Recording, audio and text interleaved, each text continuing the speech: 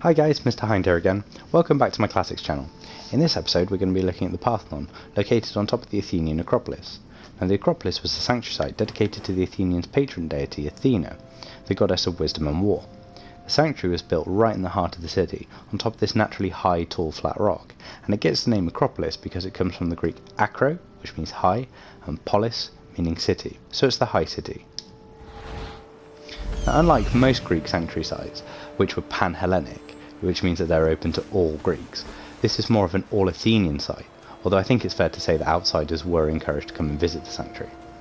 This is also the location of the famous all-Athenian festival known as the Parthenon, which we'll look at in more detail later on.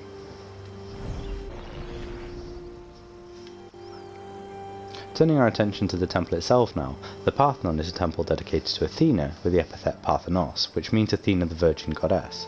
And to cut a long story short as to why she's got this name, essentially Zeus ate Athena's mother Metis while she was still pregnant with Athena, as he feared that his children would rise up against him, I guess similarly to how Zeus rose up against Kronos and the other Titans. It doesn't work, however. Zeus has a headache one day, so he gets Hephaestus, the god of metalworking, to split him over the head, and Athena springs forth fully formed. And so she has a sort of virgin birth. It's one of those typically mad Greek myths. Now the main function of this temple is to house the cult statue of Athena, which in this case is a chryselephantine statue designed by the sculptor Phidias. I think it's also fair to say that another function of this temple is to glorify the Athenians, and that's quite obvious to see given the huge amounts of external decoration, the fact that the temple is built entirely out of Pentelic marble, and its vast size coming in at 70 metres long and 30 metres wide.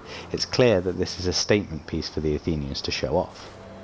The architects of this temple were Ictinus and Kilocrates, and it was built between 447 and 432 BC as part of the Periclean building programme, where Pericles wants to restore the buildings on top of the Acropolis after Athens had been sacked by the Persians in 480 BC as part of their invasions of the Greek world.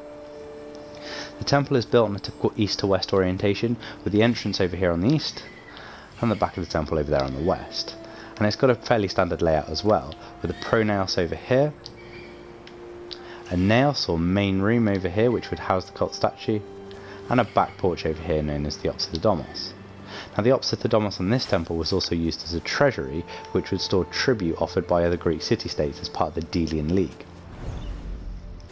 Now when we view the temple from the ground, it's quite easy to see just how big and impressive it really was, and also how different it was from other Greek temples. For example, most of the Greek temples were what we call hexastyle, which means that they have 6 columns running across the front and 6 running across the back. But of course the Parthenon has to go 2 better, and it's an octastyle temple, meaning it has 8 columns at the front and 8 at the back. It's a peripateral temple, which means it has columns going across all 4 sides, and that's not unusual. However, the fact that it's got 17 columns going down the left and right is a larger number than most other Greek temples.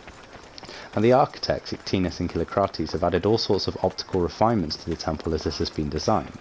For example, there's no straight line anywhere on the Parthenon, which apparently means you can take more of it in your eye line and get a better perspective of the temple from the ground. The order of architecture that this temple belongs to is what we call Doric, but the Parthenon also has Ionic features, which we'll look at in more detail later on. The fact that the Parthenon combines both Doric and Ionic features is another factor that helps set it apart from other Greek temples. It's Doric because it has these rather wide, thick, heavy-set columns with no scrolls on the top as you'd find with Ionic columns. Also, this is not a continuous sculpted narrative here, but has rather been broken up by these square sculpted slabs known as metopes, and these dividers known as triglyphs. There were 92 sculpted metopes running across all 4 sides of the Parthenon, and 52 of them survive to us today. They're about 1.25 metres high and about 1.2 metres in width, so they're a lot larger than most people think. Now the game likes to depict all the metopes as scenes from Heracles' 12 Labours, however that's not the case on the Parthenon. Each side shows a different violent conflict. On the northern side we have the Greeks fighting against the Trojans. On the southern, the Centaurs fighting against the Lapids. The eastern side showed the gods fighting against the giants, whilst the west showed the Greeks fighting against the Amazons. We can see that the overriding theme of these conflicts is Greeks versus non-Greeks, or Greeks versus barbarians. However, given that this temple is built in the run-up to the Peloponnesian War, we can also infer that one of the themes of this temple is the Athenians versus the rest of the Greek world. We're going to look at some of the metopes in more detail on the southern side. Now, as I said, the southern side shows the centaurs fighting against the Lapiths. The story goes that the Lapiths were invited the centaurs to a wedding between their king Pirithous and his bride-to-be Diademina. When the centaurs turn up to the wedding, they get drunk because they've never had wine before, and they try to make off with all the women, and so a fight breaks out.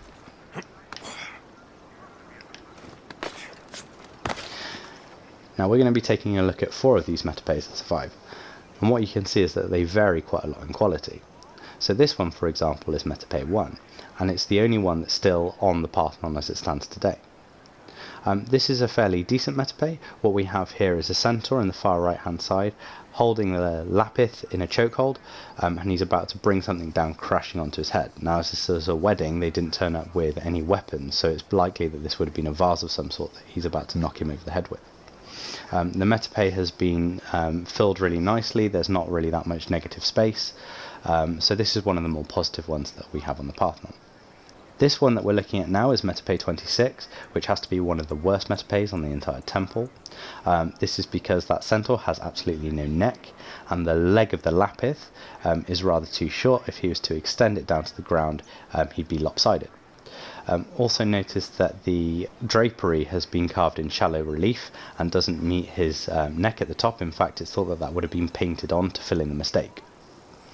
We then come to metope 27, which is usually regarded as one of the best metopes on the temple, and that's because you have this centaur and Lapith pulling away from one another whilst looking back on each other, and the drapery of the Lapith also sort of forms a swooping backdrop behind them, sort of framing the fight. The last metope that we come to is number 28 here, and this is a good representation of barbarianism. Notice how we have the centaur rearing over the Lapith, who fills the bottom of the space there, and he himself is holding onto this lion skin, which is a further reference to his uncivilized, barbarian-like nature. Above the metopes we also have the pediments on both the east and on the western side, and both the pediments show scenes to do with Athena's life. On the eastern side we have Athena's birth, the story that I explained earlier where she was split, fully formed from Zeus's head. Now it's very fragmentary as it survives to us today, so the order is slightly open to interpretation, but what we do know is that we have the horses of Helios' chariot, the sun god, on the left hand side, who are eager and ready to set off, pulling the sun across the sky, and on the far right hand side we have the horses of Selene, the moon goddess's chariot. And you can see that they're quite tired, their eyes are bulging and their tongue are hanging out, exhausted from their day's work. It's thought that Athena would have filled the centre, the apex of the pediment, standing fully formed in armour. Zeus is likely to have been seated on the right, perhaps with Hephaestus as well. And then what we also have is the news of her birth spreading to the far corners on either side, with these reclining figures on the left and right hand side here. Now the scene over here on the western side shows the patronage contest between Athena and Poseidon. The story goes that both wanted to be patron deity of this region of Greece, so they offer the residents different gifts and leave it for them to decide. Poseidon offers a saltwater spring, which the Athenians don't really find that useful, so they choose the olive tree donated by Athena. It's the same olive tree that's thought to be outside the Erechtheion. Now this pediment is even more fragmentary than the eastern side, but what we can make out is that Athena and Poseidon were in the centre, probably leaning back from one another, about to then rush forward in conflict, and then we have news of the fight spreading down either side. In the far corners we have the river gods, for example we have Ilios here, which quite nicely fill the sloping sides of the pediment.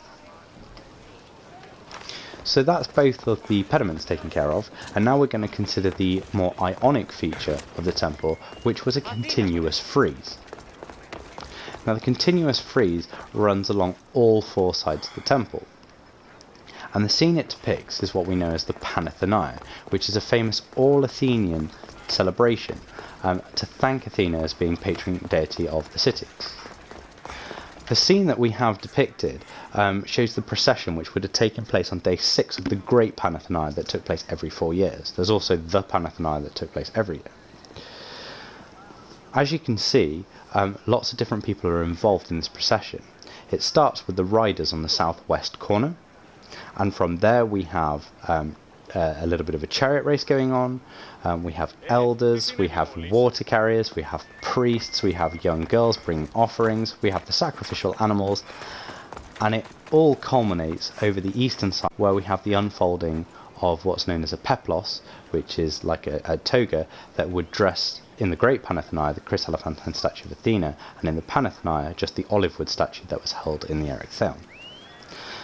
So this is really the high point here with the unfolding of the peplos, and what you also notice, bookending either side of this unfolding, you have gods present as well. The suggestion here being that the gods are overlooking the events that happen in Athens, almost as if they favour Athens over everywhere else. Moving on inside the naos, we're also met with this famous cult statue of Athena here, designed by the sculptor Phidias. This was a chryselephantine statue, meaning it's made out of gold and ivory, and it's similar to the chryselephantine statue of Zeus that we find in the Temple of Zeus at Olympia. It's quite easy to identify this statue as being Athena. I mean, not only is it in her temple, but she's holding onto a spear. She's also got a shield, she's wearing the aegis, and we've got her wearing her famous helmet here as well. She's also holding the goddess of victory, Nike, there in her right hand. So, I hope you've enjoyed our walk through the Parthenon. Don't forget to like and subscribe. Thank you very much for checking it out.